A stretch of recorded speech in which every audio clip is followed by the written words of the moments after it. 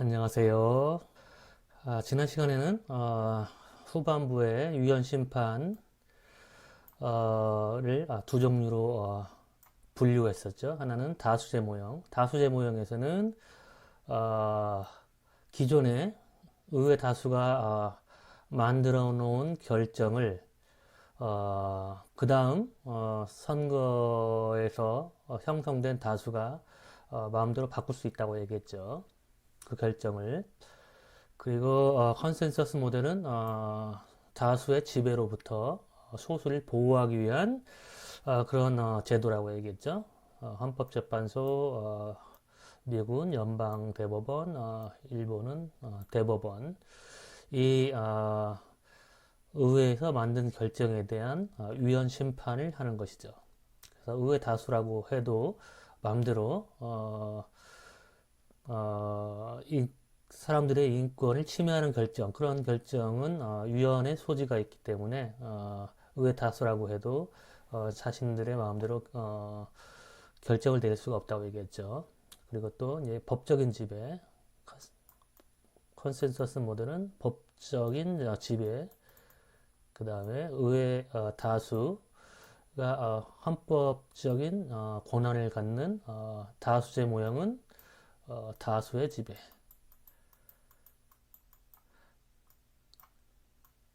이 사법부나 또 법집행기관인 검찰이 법리에 의해서 객관적으로 판결을 내리고 법 집행을 하면 소수를 효과적으로 보호할 수 있겠죠. 다수의 횡포로부터 견제해서.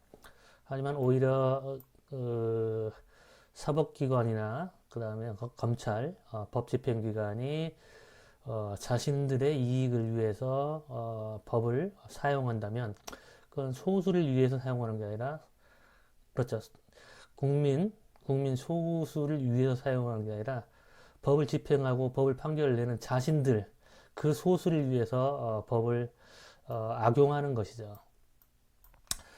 그래서 여러분이 약간 철학적인 그런 고민을 필요로 하죠. 과연 이 두 시스템 중에서 어떤 시스템이 국민들의 소수를 보호하는지. 힘없는 약자. 원래 법의 지배라는 것은 다수의 지배 또는 권력 있는 사람의 지배로부터 힘 없는 사람을 보호하기 위한 게 법이잖아요.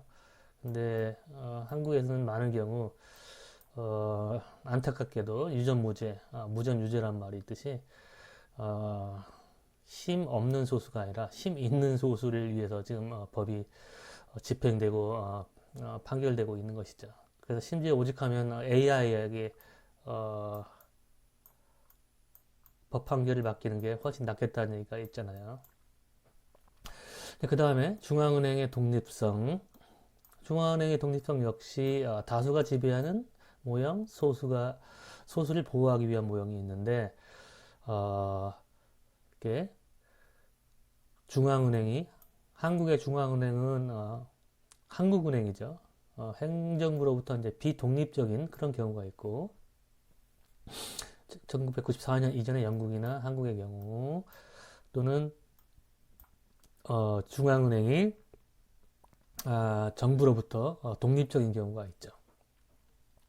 왜냐하면 주로 이제 중앙은행이란 거는 금융감독권이나 아니면 화폐, 통화정책을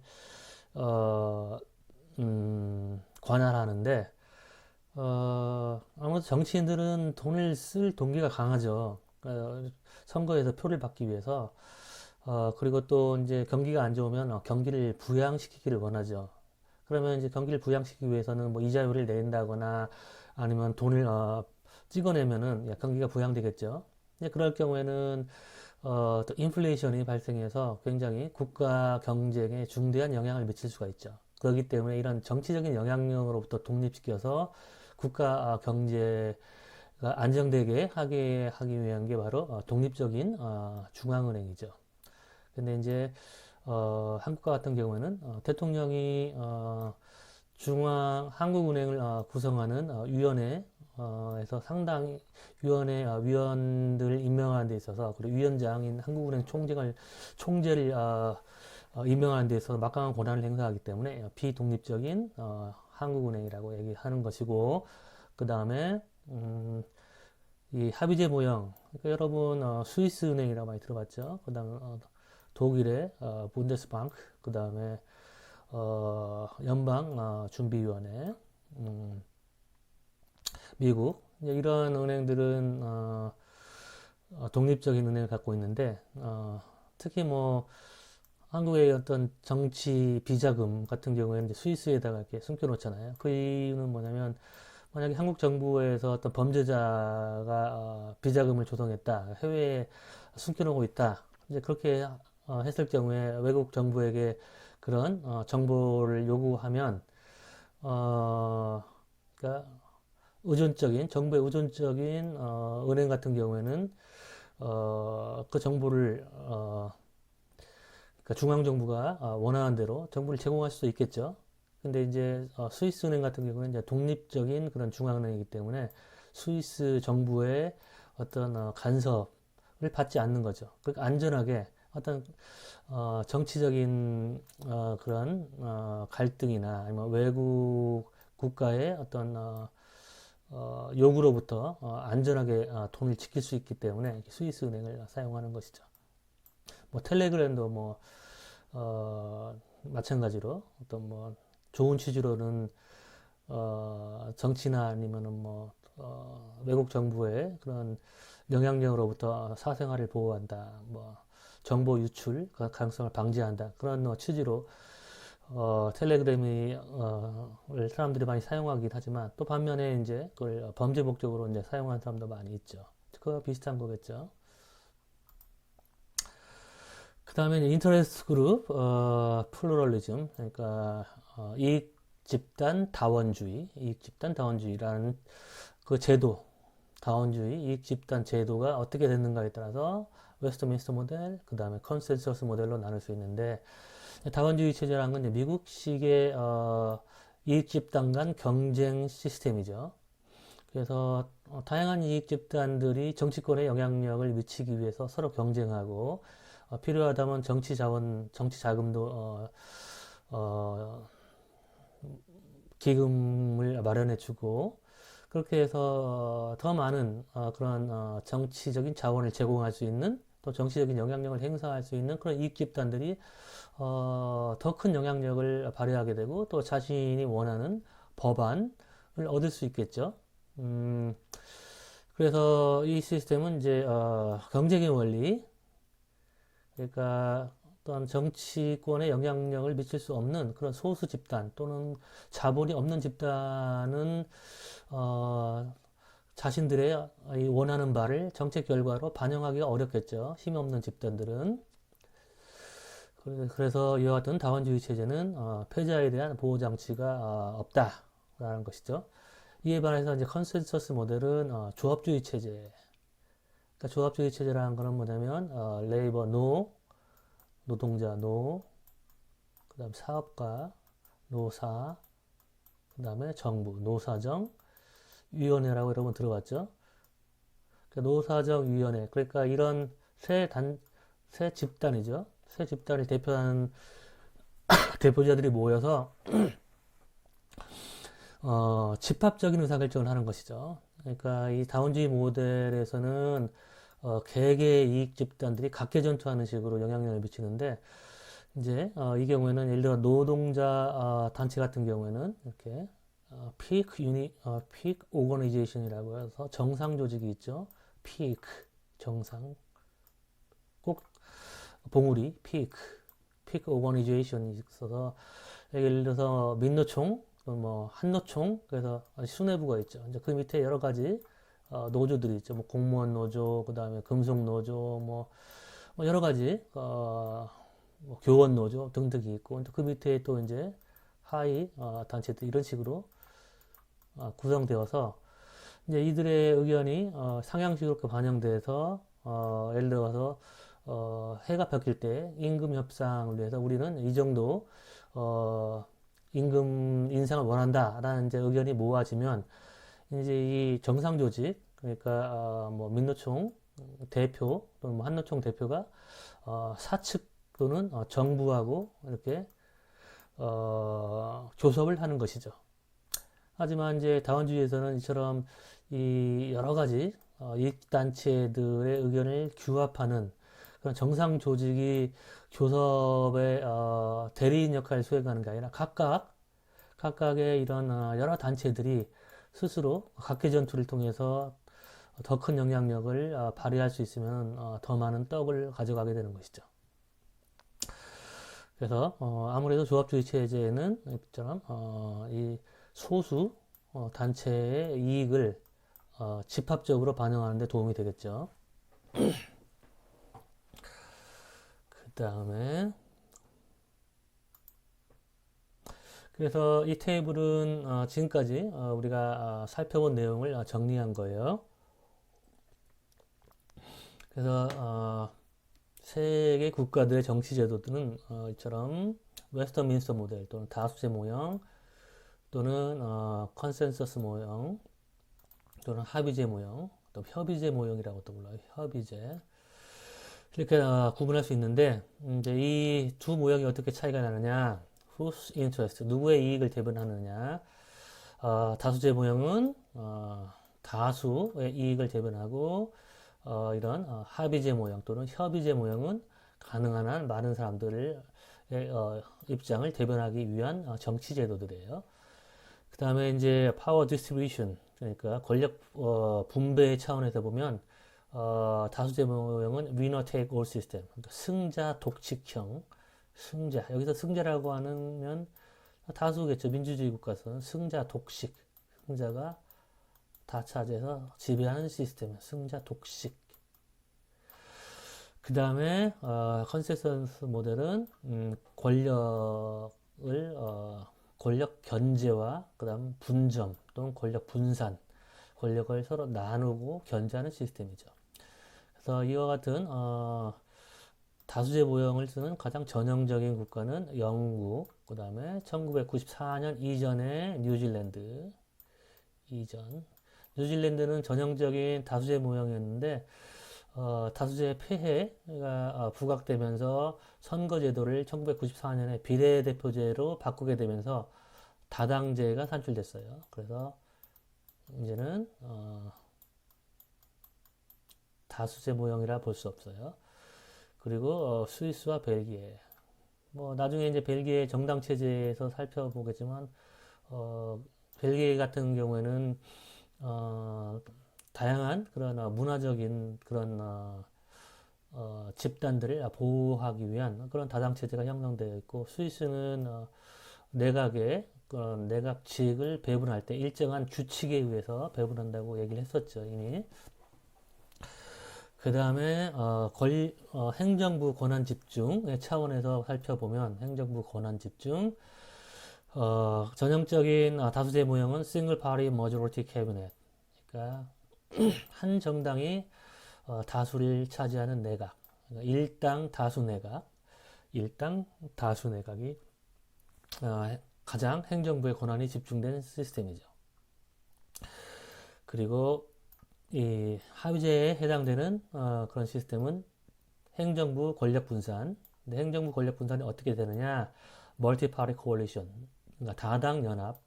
한 정당이 과반수를 차지하지 못하기 때문에 이제 여러 정당이 연합 정부를 형성해서 권력을 분산하는 시스템이 바로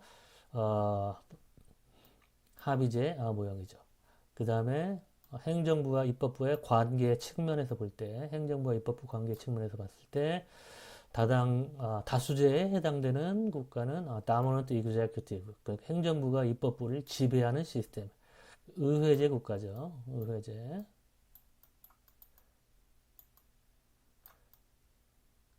의회제에서는 지난 시간에 얘기했던 대로 일당 일당의 지도부가 행정부를 구성하기도 하고, 아니면 이처럼 연합정부가 형성됐을 때도 연합정부에 참가한 여러 정당들의 지도부가 행정부를 구성하기 때문에 의회의 다수당 또는 의회의 다수 연합이 자신들의 지도부로 구성된 행정부를 견제하기가 어렵죠.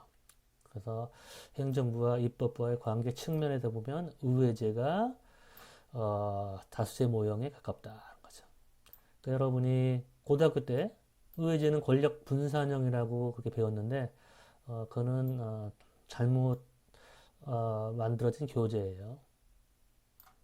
그러니까 어떻게 이런 엉터리 같은 그런 내용을 가르치냐고 하면 법학자들이 주로 이제 그런 교과서 작성에 참가하기 때문에 그런 거예요. 원리를 모르는 사람들이.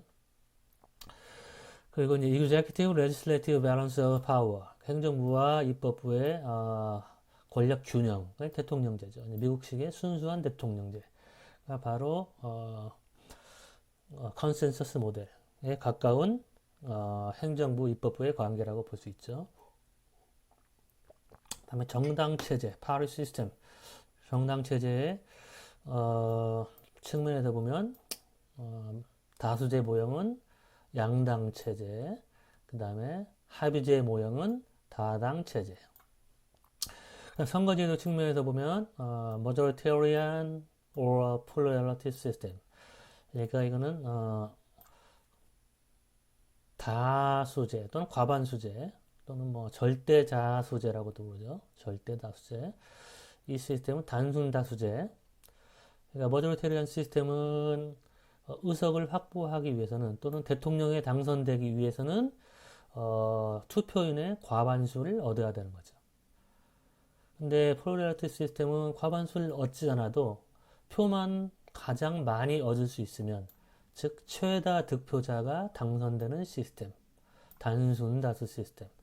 근데 이와 같은 선거제도는 주로 커다란 거대 양당, 커다란 두 개의 정당 후보들이 당선될 가능성이 높죠. 그렇기 때문에 양당제가 창출되죠. 그러니까 결국에는 이 양당 체제라는 이 정당 체제가 이 선거제도에 영향을 받죠. 물론 이제 선거제도가 전적으로 정당 체제를 결정하는 건 아니에요.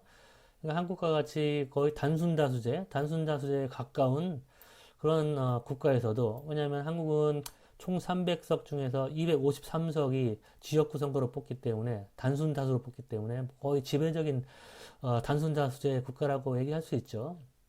물론 이제 일부는 비례대표제로 뽑긴 하지만 그러니까 거의 단순 다수제 선거제도와 가까운 국가라고 할 수 있죠.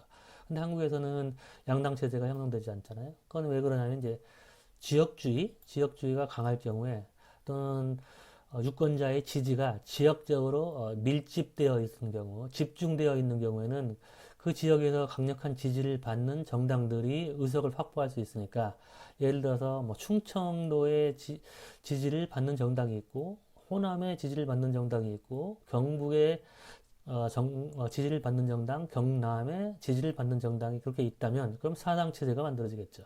그러니까 과거에 13대 총선에서 그랬죠. 호남을 대표하는 평화민주당, 그 다음에 또 경남을 대표하는 통일민주당, 김영삼 씨의, 그 다음에 경북을 대표하는 민정당, 노태우의 민주정의당, 그 다음에 또 충청도를 대표하는 김종필의 공화당, 민주공화당, 신민주공화당인가요?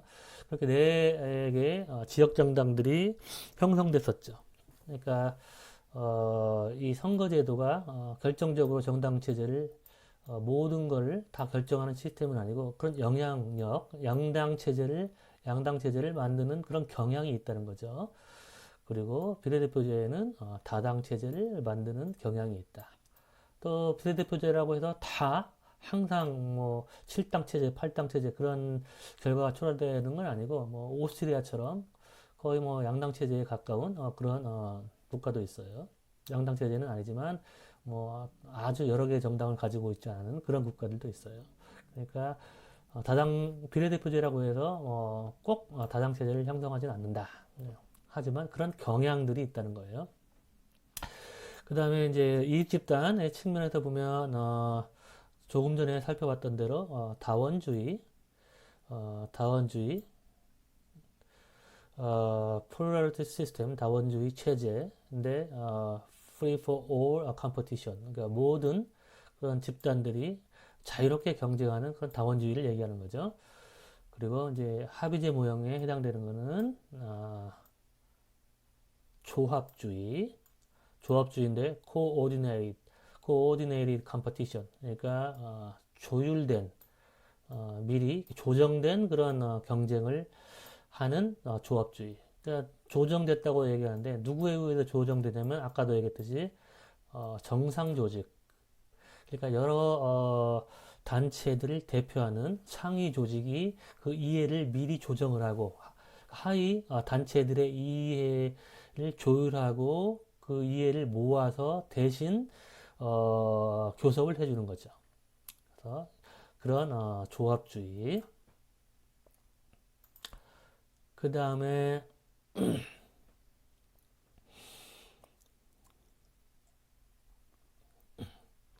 조금 전에 했던 내용이네요. 테이블 작성하면서 이쪽에 또 들어갔네요. 그래서 이제 바로 넘어가면 정부의 집중도. 이게 정부의 집중도인데 아까 얘기한 행정부의 권력 집중하고는 다른 내용이에요. 그러니까 정부의 권력이 중앙정부와 지방정부 간에 집중되어 있는지, 중앙정부에 집중되어 있는지 아니면은 중앙정부와 지방정부의 권력이 분산되어 있는지를 나타내는 거예요. 그래서 unitary and centralized government, 단방정부, 단방, 그리고 중앙 집중적인 정부가 다수제 모형. 그 다음에 federal and decentralized government, 연방정부. 그 다음에 분권형 정부. 그러니까 지방정부에게도 통치의 관할 영역을 나눠주고 서로 독립적으로 이제 다른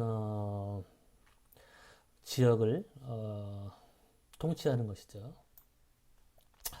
그 다음에 concentration of legislative power, 그러니까 입법 권한의 집중 정도의 측면에서 보면 이는 단원제, 그 다음에 bicameralism은 양원제, 아까 조금 전에 살펴봤죠. 그 다음에 flexibility of constitution, 헌법 개정의 유연성은 simple majority amendment, 그러니까 단순 다수가 기존에 만들었던 법률을 바꾸고 새로 만들어진 법률이 헌법적인 권한을 가지는 경우, 그게 바로 다수제 모형. 영국과 같은 국가가 그렇다고 했죠.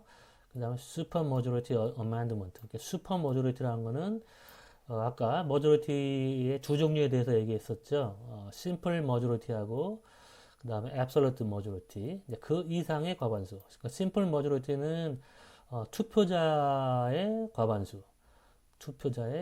simple, 단순 다수.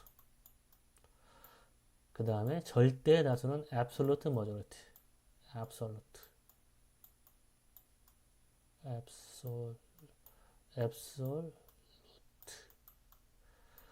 SO 지울게요.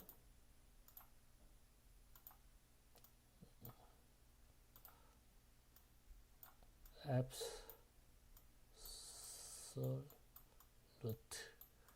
majority. 이거는 절대 다수. 그 다음에 이보다 높은 기준은 super majority. 초다수 의결제. 우리말로 초다수 의결제. 그러니까 헌법 개정에서 대부분의 국가는 2분의 1이 아니라 3분의 2. 그리고 한국의 국회 선진화법. 한국의 국회 선진화법은 쟁점 법안을 통과시키려면 5분의 3. 그리고 미국의 경우에 대통령의 거부권을 기각하려면 3분의 2. 한국도 마찬가지 3분의 2. 그리고 의사진행 방해, 필리버스터를 종료하기 위해서는 또 5분의 3. 미국과 한국 모두 필리버스터 종료에 필요한 조건은 5분의 3. 이런 것들이 다 이제 초다수 의결제예요. 그래서 이런 다수제 모형에서는 헌법적인 그런 법령을 바꾸기 위한 조건은 단순 다수제. 족하다. 그리고 이 컨센서스 모델 합의제 모형에서는 훨씬 더 까다로운 조건을 필요로 한다라는 것이죠. 그 다음에 constitutionality of legislation, 그러니까 입법의 법안의 헌법 적합성이라고 할까요? 그러니까 법안이 헌법에 적합한지 아닌지 그거를 결정하는 것이죠. 그거를 이제 의회에서 결정하는 경우, 의회 다수가 결정하는 경우는 다수제 모형. 그리고 의회 다수라고 해서 법안의 헌법 적합성을 결정할 수 없는 시스템, 즉 별도의 독립적인 사법기관, 헌법재판소 또는 뭐 대법원 그런 곳이 법률에 대한 위헌 판정을 하는 그런 기관이 따로 있는 것이 바로 합의제 모형. 그 다음에 중앙은행의 독립성 측면에서 보면 다수제 모형은 행정부의 의존적인 중앙은행, 그 다음에 합의제 모형은 행정부로부터 독립적인 중앙은행으로 이렇게 구분할 수 있겠어요. 그래서 몇 개의 정치 제도냐?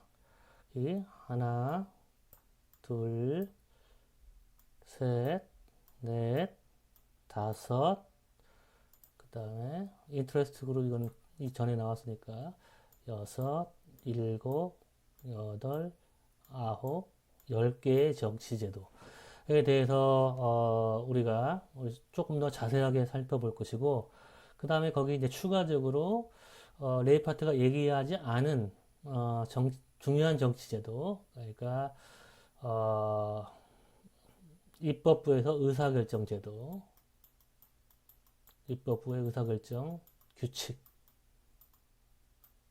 입법적 의사결정 규칙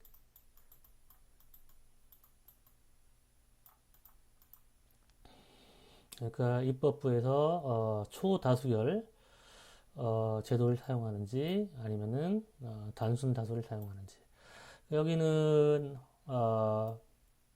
헌법 개정의 유연성이에요. 그러니까 경성헌법이냐 연성헌법이냐를 나타내는 거고 요거는 일반 법안을 통과시킬 때 헌법 개정이 아니라 일반 법안의 개정 규칙이 단순 다수냐 아니면은 초 다수 의결제냐 그거에 따라서 소수를 보호할 수 있는 정도가 굉장히 달라지겠죠. 한국은 국회 선진화법을 통과시킨 이후에 쟁점 법안을 통과시키려면은 5분의 3이 필요하니까 소수당이 다수당을 견제할 수 있게 됐잖아요. 그래서 현 정부가 지금 5분의 3을 얻어야지 현 정부의 그런 입법 어젠다를 실현시킬 수 있는데 5분의 3, 180석, 180석은 커녕 그러니까 같은 진영의 정당들과 의석을 합쳐도 180석이 안 되고 그리고 민주당 혼자만은 과반수도 안 되죠. 그렇기 때문에 문재인 대통령이 추진하려고 하는 그런 여러 가지 어떤 그런 입법 어젠다들 그리고 뭐 촛불혁명 에서 요구했던 그런 국가 개혁 과제들을 실현시킬 수가 없는 거죠. 뭘 하든지 이제 발목을 잡을 수가 있으니까 야당에서 그래서 이 입법적 의사결정 규칙이 다수결이냐 아니면은 초다수 의결제냐에 따라서 소수를 보호할 수 있는 정도가 달라지고 어떻게 보면은 어떠한 정치 제도 중보다 가장 중요한 제도라고 얘기할 수 있겠죠. 이 입법적 의사결정 제도하고 비슷하게 중요한 거는 선거제도, 선거제도를 어떻게 채택하는가에 따라서 의회에 다수당이 만들어질 수도 있고 그렇지 않을 수 있으니까 이 선거제도하고 그 다음에 또 행정부하고 입법부하고 관계, 행정부 입법부 관계, 그 다음에 선거제도, 뭐 정당체제는 선거제도의 결과물이니까 이걸 뭐 정치 제도라고 따로 얘기하기는 어려워요. 근데 이제 레이파트가 그렇게 구분을 했으니까. 그러니까 입법부 행정부 관계, 그 다음에 선거제도, 그 다음에 입법적 의사결정 규칙. 이 세 제도가 다수 지배냐, 소수 보호냐에 가장 결정적인 영향을 미치는 정치 제도라고 얘기할 수 있겠어요. 그래서 레이파트가 언급하지 않았지만 이 제도는 따로 한국의 정치 제도에 대해서 우리가 논의할 때 그때 설명을 해드릴게요. 드디어 민주주의의 두 모형이라는 강의 노트를 마치게 됐고 이미 이 수업 시간에 강의할 내용을 다 정리한 거는 사실은 마찬가지예요. 근데 이제 이 내용들을 조금 더 자세하게 우리가 살펴보고 그리고 또 각 나라들을 이제 비교할 때 아마 첫 주에 얘기했을 때 각 나라의 정치 제도를 비교할 때 조작화를 해야 된다고 얘기했었죠. 조작화. 그러니까 계량적인 수치로 바꾼다고 했죠. 조작화. 근데 조작화에 필요한 여러 가지 개념들이 있어요. 조작화. 예를 들어 정당 체제. 바로 이제 연이어서 정당 체제에서 강의할 텐데 양당 체제냐, 다당 체제냐 그렇게 구분하기는 하지만 또 한국과의 정당 체제가 뭐 7당 체제냐, 5당 체제냐 그렇게 할 때 그럼 5당이라고 하면 그 나라에 존재하는 정당의 수를 얘기할 것인지 어떤 정당들만 포함시킬 건지 이제 그런 문제들이 있죠. 그래서 정당 체제를 우리가 어떤 식으로 조작할 것인지 그리고 또 대통령 권한, 행정부하고 입법부와의 관계에 있어서 대통령이 권한이 강하다고 하면 그렇다면은 그거를 어떻게 우리가 측정해서 대통령이 의회에 비해서 상대적으로 권한이 강한지 그걸 어떻게 측정할 것인지 그런 분석적인 기법과 관련된 내용들을 조금 더 자세하게 배울 거예요.